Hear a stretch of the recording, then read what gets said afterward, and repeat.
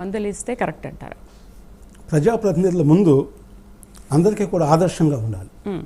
ఎందుకంటే ప్రతిదీ కూడా మన ముఖ్యమంత్రి గారు ఏం చేస్తున్నారు, ఎమ్మెల్యేలు ఏం చేస్తున్నారు, మంత్రులు ఏం చేస్తున్నారు అని ప్రతి ఒక్కళ్ళు కూడా అబ్జర్వ్ చేస్తారు. అలాంటప్పుడు వాళ్ళు ఎవరైనా కదా సెలబ్రిటీస్ కానీ ఎవరైనా కూడా చాలా జాగ్రత్తగా సమాజానికి ఆదర్శ పురుషులుగా ఉండాలి. అట్లా కాకుండా దురదృష్టవశాత్తు రాజకీయాల్లో మనం ఇటీవల చూస్తే, ముఖ్యంగా ఆంధ్రప్రదేశ్ మన తెలుగు రాష్ట్రాల్లో రాజకీయాల్లో చూస్తే అనేక మంది క్రిమినల్స్ రాజకీయాల్లోకి వచ్చారు.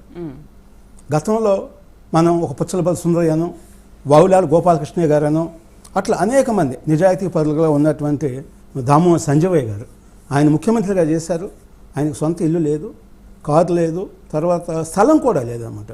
అంటే కేంద్ర మంత్రిగా చేసి ముఖ్యమంత్రిగా చేసిన వ్యక్తి, అంత నిజాయితీగా ఉన్న వ్యక్తి మన భారతదేశం రాజకీయాల్లో చూడలేదని మనం. అంటే అలాంటి వ్యక్తుల్ని యువత ఆదర్శంగా తీసుకుంటే రాష్ట్రం కానీ దేశం కానీ అన్ని రకాలుగా ముందుకెళ్తుంది. అంటే ఇప్పుడు రాజకీయ నాయకులు నిజాయితీగా ఉండే కానీ ఇప్పుడు అందరూ క్రిమినల్స్ వస్తున్నారంటారా? ఎస్, ఇప్పుడు ప్రజెంట్ క్రిమినల్స్, మాఫియా డాన్స్ వీళ్ళంతా రాజకీయాల్లో రావటం, అది కూడా ఎమ్మెల్యేలు అవటం, ఎంపీలు అవటం, మంత్రులు అవటం, ముఖ్యమంత్రులు కూడా అయిన సందర్భాలు మనం చూసామని.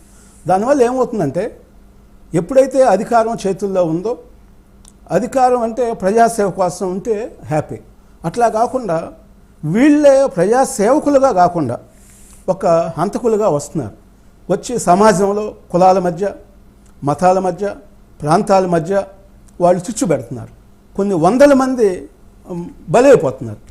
గతంలో మరి చెన్నారెడ్డి గారు ముఖ్యమంత్రి ఉన్నప్పుడు కూడా హైదరాబాద్లో మనం చూసాం, హిందూ ముస్లిమ్స్ చిచ్చు పెడితే ఆ రోజు 400 మంది కూడా ఆ రోజు చనిపోవడం జరిగింది. అయితే ఇవాళ పోలీస్ వ్యవస్థ కూడా ఎంతో ప్రక్షాళన చేయాల్సినటువంటి అవసరం ఉంది. మనం చూస్తున్నాం. మనం విజయవాడలో చూసుకుంటే స్వయంగా ఐపీఎస్ అధికారులే మన కాదంబరి అనేటువంటి డాక్టరు, సినిమా యాక్టరు ఆవిడని కిడ్నాప్ చేయటం ఎందుకు కూడా చూసాం అన్నమాట. వీటన్నిటికీ కారణం ప్రజల్లో మార్పు రావాలి. మనం ఎన్నికల్లో ప్రజాప్రతినిధులను ఎన్నుకునేటప్పుడు డెఫినెట్గా వాళ్ళకి మంచి ప్రవర్తన ఉండాలి అనేటువంటిది బేసిక్గా చూడాలి. అది కాకుండా నాకు 5,000 రూపాయలు ఇచ్చారు, 10,000 రూపాయలు ఇచ్చారు ఓటుకని చెప్పేసి మన క్రిమినల్స్కి, మాఫియాలకి ఓటేస్తే వాళ్ళు మన రాష్ట్రంలో చూస్తున్న పరిస్థితులు. ఈరోజు ఆంధ్రప్రదేశ్ పరిస్థితులు మనం చెప్పాలంటే నిజంగా కూడా యువత పూర్తిగా కూడా పక్కదారి పట్టింది. వీటికి కారణం రాజకీయ నాయకులు. ఏ విధంగా ఉందంటే రాజకీయ నాయకుడు ఒక ఎమ్మెల్యేనో, ఎంపీనో, ముఖ్యమంత్రి మనం ఏది చేసినా, హత్యలు చేసినా, రేపులు చేసినా, ఈ దాడులు చేసినా, కబ్జాలు చేసినా నాకు సపోర్ట్గా ఉన్నారు అనేటువంటి ఒక మెసేజ్ క్లియర్గా ఎప్పుడైతే కార్యకర్తలకు వెళ్ళిందో వాళ్ళు ఇష్టారాజ్యంగా చేస్తున్నారు. వాళ్ళు కూడా చూస్తున్నారు ప్రజాప్రతినిధులని. ఎమ్మెల్యేలు అయితే 500 కోట్లు, మినిస్టర్లు అయితే 1000 కోట్లు, అదే ముఖ్యమంత్రి అయితే 1,00,000 కోట్లు విత్ ఇన్ షార్ట్ పీరియడ్లో, అంటే ఒక 1 year 2 yearsలోనే అవినీతికి పాల్పడి వాళ్ళ ఆకాశం అంతా ఎత్తుకు ఎదుగుతున్నారు చూస్తున్నారు. సహజంగా యువత కూడా ఏంటి, అరే నేను ఏదో ఉద్యోగం చేస్తే 30-40 సంవత్సరాలు చేసినా కూడా నేను గట్టిగా ఇల్లు కట్టుకోలేదు నేను. మరి అలాంటి పరిస్థితుల్లో నేను మా ఎమ్మెల్యే గారితో, మా మినిస్టర్ గారితో ఉంటే నేను ఒక 6 నెలల్లో ఒక 4 కార్లు కొనుక్కోవచ్చు, 4 బిల్డింగ్లు కొనుక్కోవచ్చు, 4 విల్లాస్ కొనుక్కోవచ్చు అనేటువంటి పరిస్థితుల్లో ఉన్నారన్నమాట. అంటే ఎన్నికల కమిషన్ కూడా డెఫినెట్గా ఈ క్రిమినల్స్ రికార్డ్ ఎవరైతే ఉన్నారో అలాంటి వ్యక్తులకి ఎన్నికల్లో పోటీ చేసేటువంటి అవకాశం ఇవ్వకూడదు, నెంబర్ 1.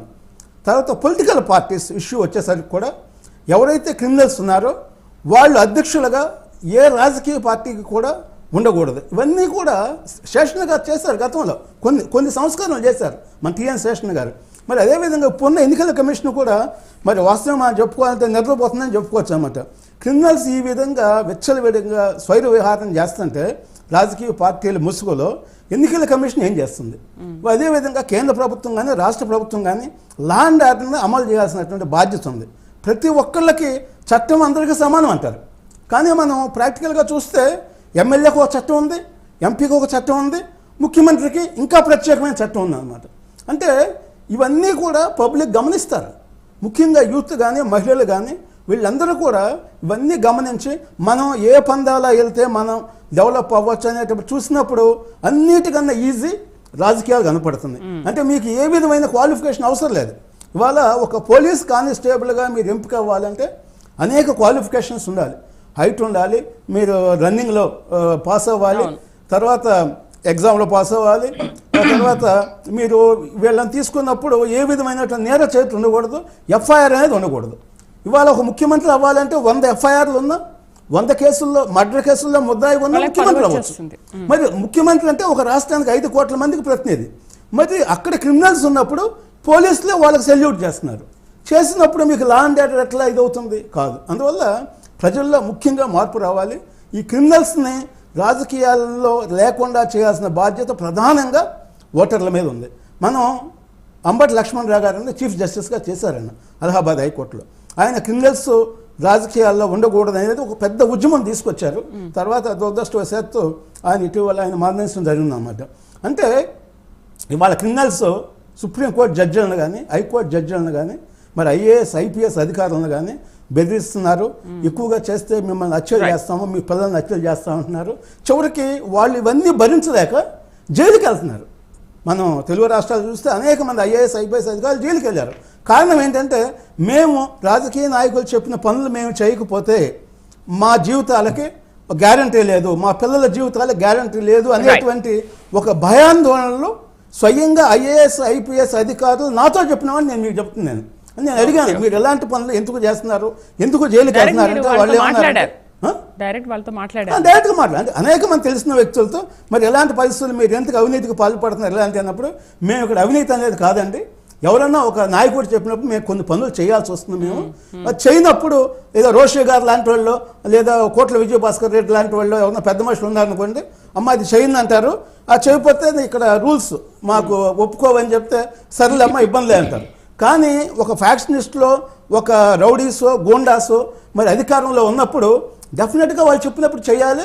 చేయనప్పుడు మా ప్రాణాలకు మాకు రక్షణ లేదు, అందువల్ల మా ప్రాణ రక్షణ కోసం మేము చేస్తున్నామని కూడా చెప్పిన సందర్భాలు ఉన్నాయంటే రాజకీయ వ్యవస్థ ఏ స్థాయికి వెళ్ళింది, ఏ వ్యవస్థ అయితే సమాజాన్ని సెటిలైట్ చేయాలో ఆ వ్యవస్థ పూర్తిగా అవినీతిలో కూలిపోయింది.